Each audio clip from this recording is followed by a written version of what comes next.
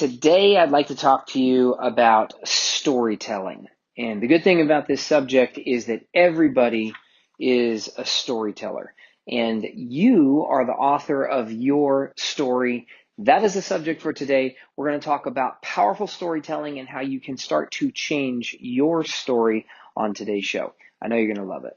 Cowboy. Welcome to a daily dose of greatness quest with your host, Trevor Crane, my daddy. He is going to help you take your life and business to the next level. Here I come to save the day. Trevor Crane here, 11-time #1 best-selling author and the founder of Epic Author Publishing, coming to you live every day so you can plug in every day to build your ideal business so you can live your ideal life. If my daddy can do it, then anybody can do it because he's a weirdo. You're supposed to make me sound cool.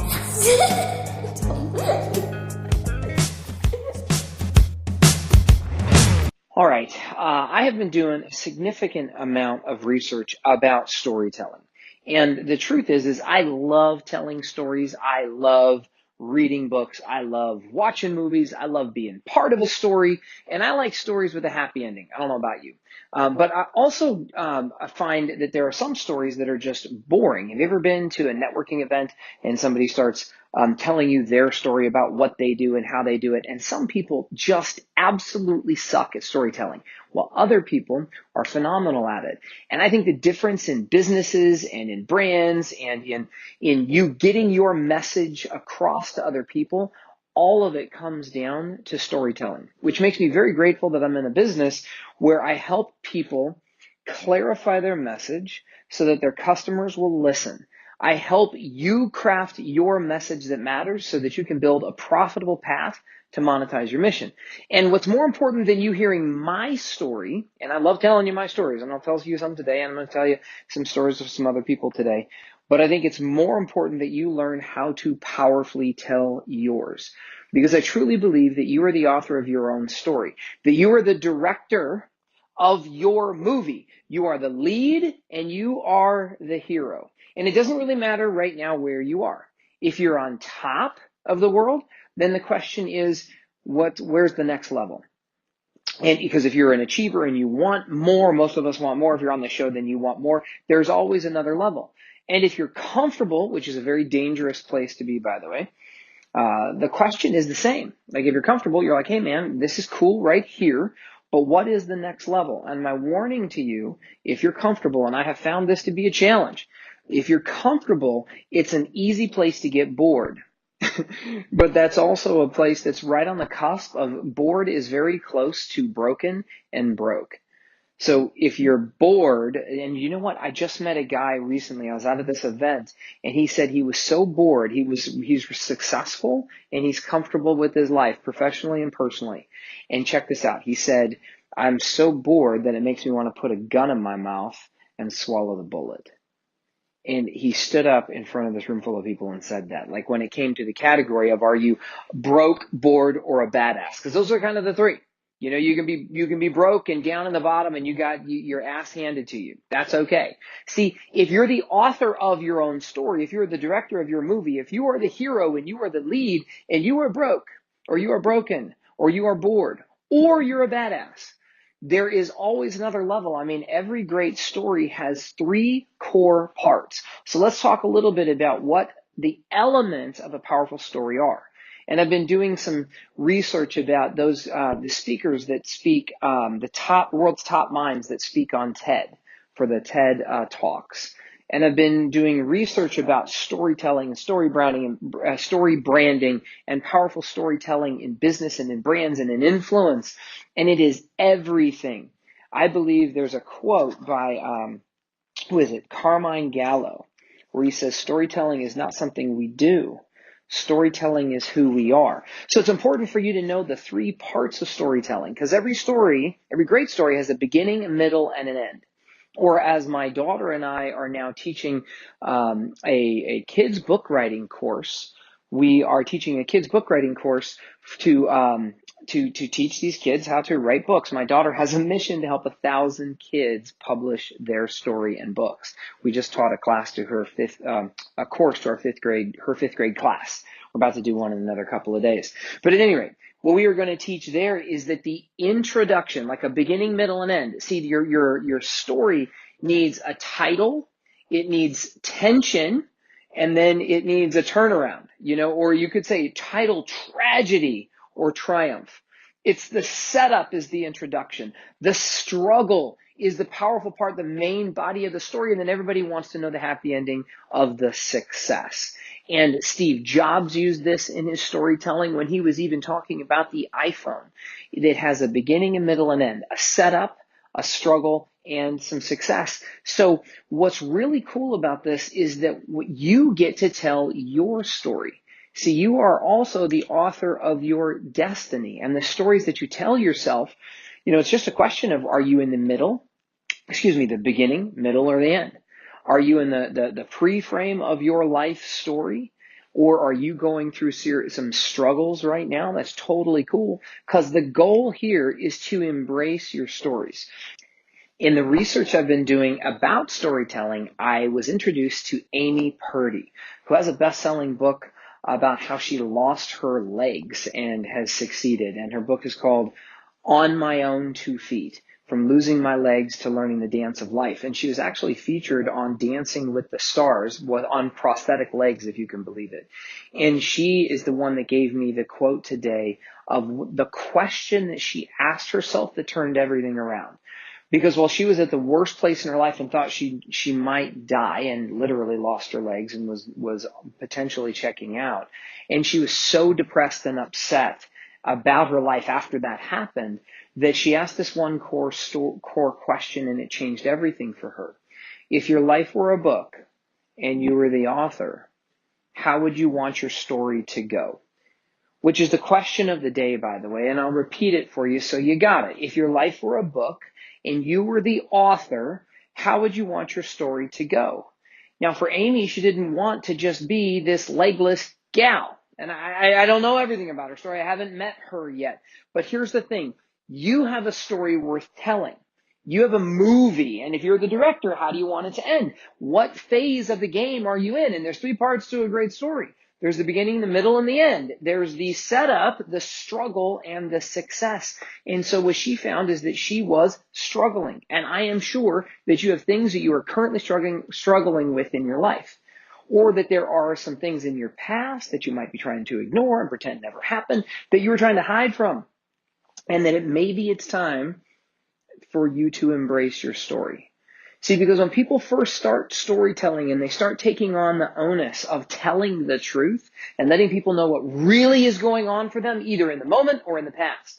Because sometimes we live with some shit that happened with us in the past that we don't want to own. We carry it around with us every day like it's baggage, but we're scared of it. We're scared someone's going to find out about the skeletons in our closet. And when we first start learning to tell our story, whatever that means in our lives, to go ahead and get that out, we think we often need to have these grand ideas, that we need to have these amazing successes. But the truth is, it's the simple ideas that everybody can relate to that have the most impact. It's your stories of hardship and heartache and overcoming the odds that end up being that catalyst that catches people's imagination.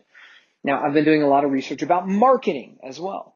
And marketing, I have often said, is about communication. And I try to get my new clients to just open their mouth and tell their story, to open their mouth and declare to the world that they're going to write a book, declare to the world that they're going to launch their podcast, that they're going to do something. And you're using multi-million-dollar, billion-dollar marketing when you do that. Actually, you're not using it, but you're modeling it.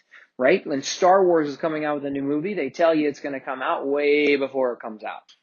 I was looking forward to the new Incredibles movie because my son looks a lot like the little baby in that movie. I've been looking forward to that movie for over 6 months, and it finally came out. I thought it was really cute. But it was like this pregame. We want to tell the world what's coming up. Now, communication is one part of marketing, which is great. Like, hey, look at me. This is so cool. I can't wait for this thing to come out. And if you've got a cool movie like Star Wars or a new iPhone coming out, if you're Steve Jobs, or if you're Elon Musk and you're going to take people to Mars, or you're going to build an electric car, then you can go ahead and brag about your cool thing. And that is potentially going to get people's attention. And you connect with them with that message. But for you and me, and actually for all of the brands that really tell a phenomenal story, they come into the three-part narrative. And the best marketing is marketing that connects with other people. And oftentimes it is not your story of success that anybody gives a shit about. The story that connects with people is the conflict, is the tragedy turned triumph. If you look at the stories that Oprah likes to post and talk about, it's the stories of the drama and the challenge. And most of us are scared to share our own story about what scared us and what we were fearful of. But that is our power. And so my challenge for you today is to take some of this insight and just get some courage into trying to figure out and answer this question. Like, ask the question and answer the question. If my life were a book and I was the author, how would I want the story to go? Now, here's the thing, is that I'm going to give you a little bit more help with this, because I ask people what they want all the time. And it's really, one would think this is an easy answer, and it's not necessarily an easy answer. I don't know why as humans we do this.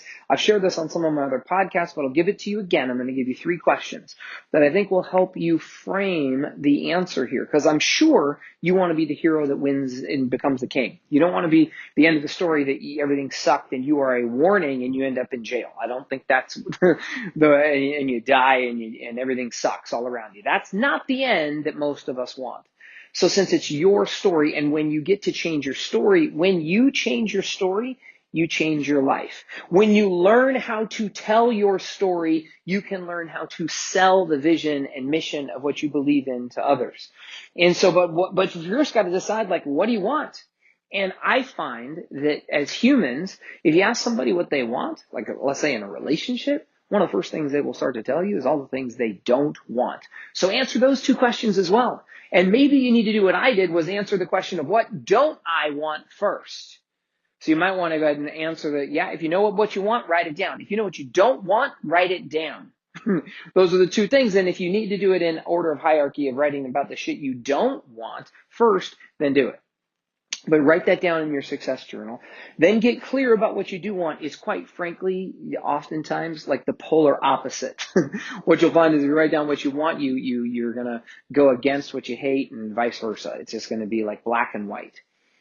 But then the core question that I think really is like a secret question that is a really important one to focus on is, who do you need to become? That's my question number 3 for you. So there's 3 questions underneath your core challenge question today. First question is, what do you want? Second question is, what don't you want? And the third question is, who do you need to become? And my challenge to you is to try to find your voice. I'm challenging you to start with your journal, or to start with some kind of live broadcast or something, to start telling the story, your story, to someone. And you can just maybe find the gift of what you're looking for in life by looking at some of the most painful things that have ever happened to you, the things that you hate, the things that you don't want. And maybe by looking at the darkness, you can go ahead and discover the light. But you are the author of your story. You are the author of your destiny. I believe in you. I want to help you tell your story. If you would like to reach out to me to get some help to learn how to tell your story, then reach out. You can find me on social media in a million ways. You can go to trevorcrane.com and you can find me on Instagram. You can find me on Facebook. You can find me on LinkedIn, and just reach out and ask for help.